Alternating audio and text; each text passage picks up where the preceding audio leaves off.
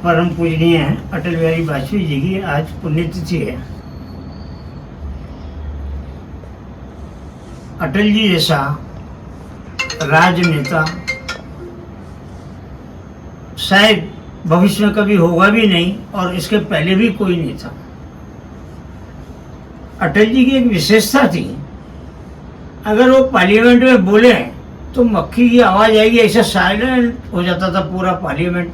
लोग बड़े ध्यान से उनको सुना करते थे, ये उनकी एक विशेषता थी।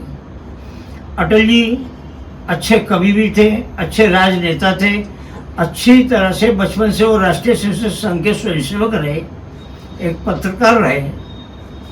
मेरा भी सौभाग्य है कि अटल बिहारी वाजपेयी जी के अंदर ही पहली जाहिर सभा थी 84 की, उस मंच पर उपाध्यक्ष से राम जेठमलानी जी, उसी मंच पर मैंने अंधेरी में वहाँ भाषण किया था। 84 के चुनाव होने वाले थे उस समय पर, तो मैं कुछ शौकीन नहीं था उस समय। मैंने एक अटल जी के लिए कमल का फूल बनाया था, नगीने वगैरह जड़ के। जब मंच पर पहुंचा तो मैं उनको खोल के दिया, तो उन्होंने देखते कहा नहीं नहीं ये मैं नहीं लूँगा, सोने का है, इतना कीमती है। मैंने कहा अटल जी ये सोने का नहीं है, पीतल का है।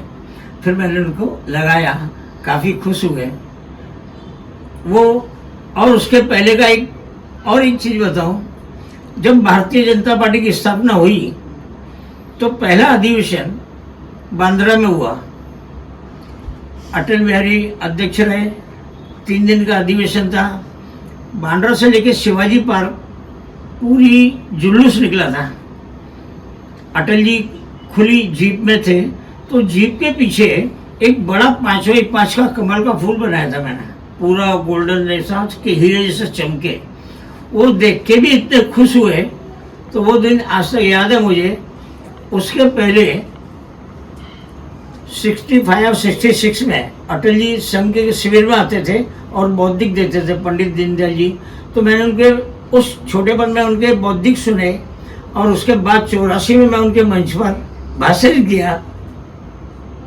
तो ये मेरे सौभाग्य हैं। शायद मैंने अपने जीवन में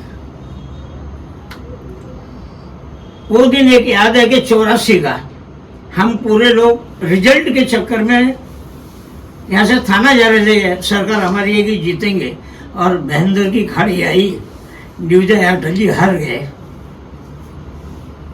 वही गाड़ी रोक दी और जो ट्रांजिस्टर था वही तोड़ दिया और वापस चले आए। तो जीवन में एक ऐसा भी देखा कि अटल जी चुनाव हारे भी गए। उस समय 2 ही सीट आई थी।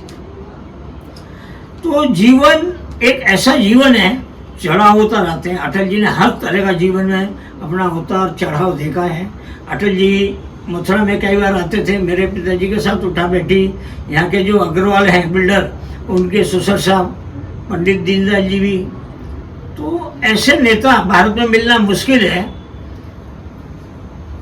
एक अटल जी का छोटा सा चुटकुला है, कविता में कहते थे, विदेश मंत्री बने थे और वहां से जब यात्रा करके आ रहे थे तो सवेरे 4 बजे जब एयरपोर्ट से उतरे तो ऐसे करके बाहर निकले, देखा तो इतने ही पत्रकार खड़े थे। तो फट करके अटल जी से पूछा, अटल जी आप पीते भी हैं क्या? तो वो देख के सबको देखा, फट उन्होंने बोल दिया, हम आसपास से फिरकर आए, आंखें मिचमिचाई, लोग ये समझे कि हम पीकर आए। हम पीते जरूर हैं, साल में 2 बार भांग पीते हैं, शिवरात्रि और होली पर। ऐसा कह के उतर गए, लोग देखते रह गए। ऐसी उनकी बहुत चुटकुला है। जैसे पाकिस्तान गए थे विदेश मंत्री के टाइम, वहां की सबसे सुंदर ये प्रेस रिपोर्टर थी, और जहां उनकी मीटिंग चल रही थी वहीं उसने उनको छेड़ दिया। बोले अटल जी, मैं अगर आपसे निकाह करूं तो मुझे मुंह दिखाई कश्मीर दोगे क्या? सब देखते रह गए। अटल जी ने सोचा और कह दिया, पाकिस्तान दहेज में लूंगा, मंजूर है? सबके मुंह उतर गए। वो कश्मीर की मुंह देखी बात, क्या पूरा पाकिस्तान दहेज में लूंगा। तो अटल जी की एक एक कविता ऐसी है, एक एक उनके चुटकुले ऐसे हैं, शायद ऐसे किसी नेता में नहीं मिलेगा। यही 2 शब्द है आज उनकी पुण्यतिथि पर।